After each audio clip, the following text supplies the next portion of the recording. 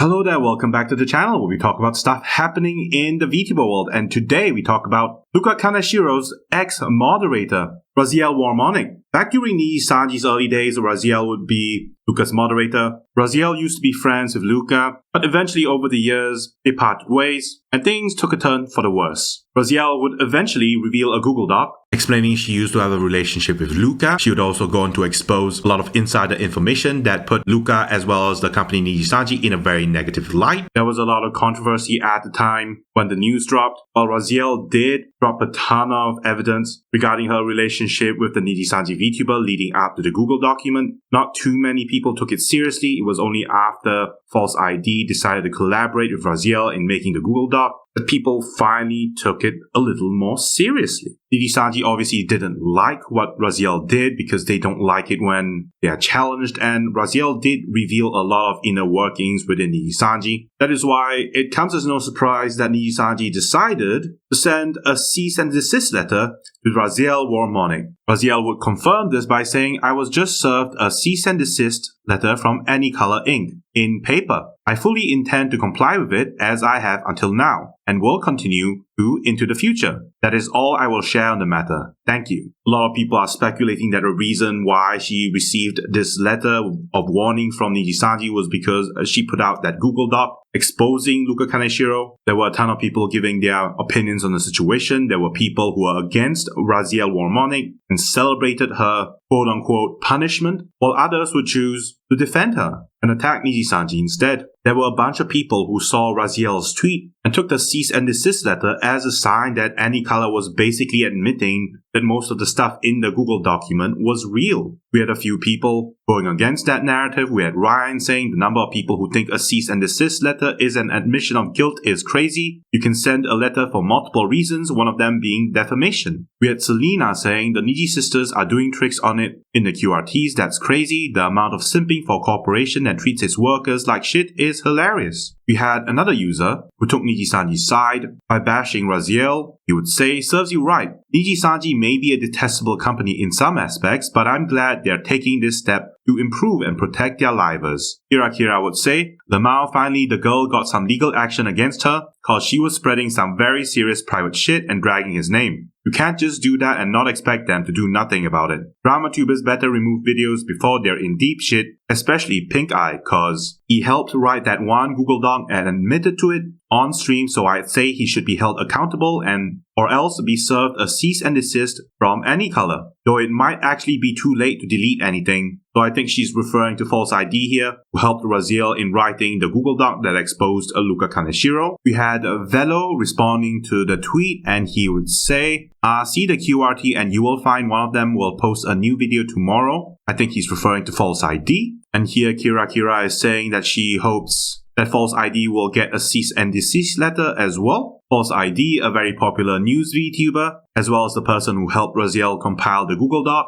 would put out a response after realizing Raziel received a cease and desist letter from Nijisanji. False's response was very short, and he would say, "New video tomorrow." False's fans are all supporting him. We had someone saying, "3 words that strike fear into the hearts of all black companies." Someone else said, "Oh boy, I'm excited to see what you've cooked now. Overall, hope Raz is okay and isn't getting into too much trouble legally." As one would say, the original document is still out there, and I doubt there was much additional information to say anyway. I doubt the cease and desist would hold up in US courts because she's American, so that's a relevant legal system. She can legally talk about her own experiences under US legal precedents. We had Daytime Room saying he's back, referring to how False ID hasn't been posting much lately, confirms that False ID was on vacation. We had Lexer Void saying the interval of TVS recently is getting more unsettling than daily uploads. What is bro cooking? Yuko has announced her own graduation, and Idol Corp has confirmed it by giving us this graduation notice. Idol Corp would say, "Dear fans, we are sad to announce the graduation of Yuko Yurei from Idol. Respecting her wishes, Yuko will host her final stream on May 31st, 2024, following a 5-day marathon stream starting today on her YouTube channel. Yuko has worked hard to complete all of her donathon goals, with some scheduled for release shortly after her graduation. Yuko has been an incredibly cherished member of Idol, and we have treasured every moment working with her. Her contributions to Idol have been invaluable, and we are saddened to part ways. We wish her nothing but the best in all of her future endeavors, knowing that she will shine brightly wherever she goes. Thank you for your continued support and understanding. From the Idol team, we had Pipkin Pippa in the chats, expressing her sadness over Yuko's graduation. Pippa saying, Yuko. We also had Aseara saying, little blue girl will be missed. Hope everything is well with her. A VTuber would give their take on the situation, saying, Yuko was my favorite from Idol, and seeing her go is going to be definitely a bit of a pain to me. I wish her the best in everything that comes across any time in the future. Best of luck to our favorite ghost hunter. Yuko will be sorely missed by her fans, and this is day 3 of her marathon, 2 more days to go. If you want to check out Yuko before she finally leaves, this is your last chance. We had other VTuber fans making fun of Yuko for leaving the company. Fans would create memes of Yuko working at Starbucks because she used to say that she didn't want to go back to working at Starbucks if she ever left the company. We had Anime Aristocrat explain the reason for the meme. The Aristocrat would say, for context, this is the VTuber that had a guy pay her to write his name on a cup and piss in it. Now that she wants to stop doing the online equivalent of phone sex for paid subscribers, which was her bread and butter, fans were leaving her in droves. She used to work at Starbucks. This is an oversimplification of what happened. So initially there was this VTuber called Riro Ron, and something happened and she got caught having a relationship with her manager, which the company reported. And after that, there was a push to purge lolicon content from Idol Corp's YouTube channels. I'm not sure if Yuko already went on her hiatus at this point, but eventually Yuko would go on a hiatus for several months. Her fans would riot. They were not happy that Yuko wasn't streaming at all, and she hadn't finished her Donathon goals at the time, which included some lolicon content. And then when she finally came back, she made an announcement saying that she would stop doing the lolicon content, and her fans didn't take kindly to that, many of them, especially the people who gave her a lot of money on her live streams because of that lolicon content. Those paypigs would just leave her stream. You can see on Playboard that she actually made less money, a lot less money compared to before when she did the lolicon content in her membership streams. Yuko would also purge a lot of lolicon type content from her members' videos from her YouTube channel. Yuko would then try to make new types of content that was unrelated to a lolicon past, and that didn't work out.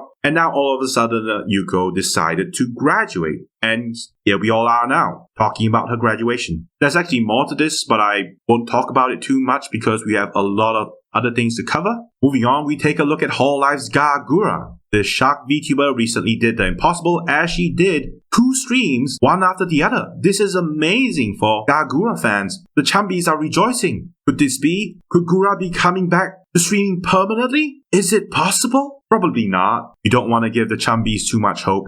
Gura has been streaming inconsistently for months now. Well, for years now. And no one knows when she'll come back to streaming consistently. So whenever Gagura streams, it's a treat for her fans. Besides, you don't want to give the Chumbies too much hope. Gura streaming at least once a month is just too much to ask for these days. Moving on, we talk about another Hololive VTuber, Bae, from Hololive Promise. Bae wasn't having a good time on a live stream. She was playing this game called Sisyphus, which involved pushing a boulder up a hill. Bae wasn't having a good time playing the game. She kept losing. At one point on the live stream, Bae hated the game so much that she just wanted to stop playing. And Bae would resolve to stop the game when Mumei's karaoke began. Mumei realized that if she started her karaoke stream, Bae's suffering would end because she would have an excuse to stop playing the game. And so Mumei did the unthinkable. She would delay her karaoke stream by 30 minutes. So Bae could have an additional 30 minutes of suffering because she had no excuse to stop the game. When Bae found out that Mumei was deliberately delaying her karaoke stream so Bae could suffer much more, she was pissed. You can see Mumei in Bae's chat logs, but she says, "What is Bae doing? Was she waiting for me to start the karaoke stream?" Mumei would delay the live stream and she would say, "So now she has to keep playing that game." Mumei knew exactly what she was doing when she delayed the karaoke stream for 30 minutes. She wanted Bae to suffer. Mumei is adorable whenever she's toxic. I love her so much. We now talk about Nijisanji's Scarle Yonaguni. As she announces her new outfit reveal, Scarle would also put out this anime PV to celebrate her new outfit reveal.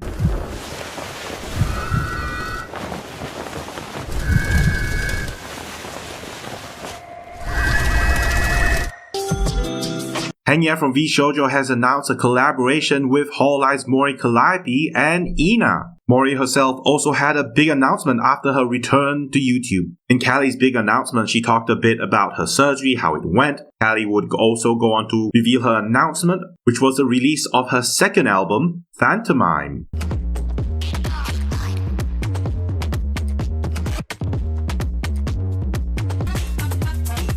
We now take a look at Callie's parent company, Corp, as they announced in their financial reports that there will be less VTuber debuts moving forward. Hololive would say, with respect to VTuber portfolios, we realize that we are graduating from a phase of making an increase in revenue and profit by increasing the number of VTubers. Instead of that, we are considering expanding the scale of revenue from the whole business by expanding the degree of recognition per VTuber IP and increasing profitability. Hololive is making a lot of great moves in the industry, and that includes this mystery live stream on Hololive's official channel. This live stream premieres in 2 days and no one knows what this is about. It can't possibly be a VTuber debut, right? We now take a look at the VTuber from Hololive's sister group. The Regloss VTuber Ririka has announced a collaboration with an English company. You can see Ririka right here advertised on the TOWL pamphlet. TOWL is, from my understanding, an English company that administers exams for people who speak English as a second language, and TOWL is basically an English exam to certify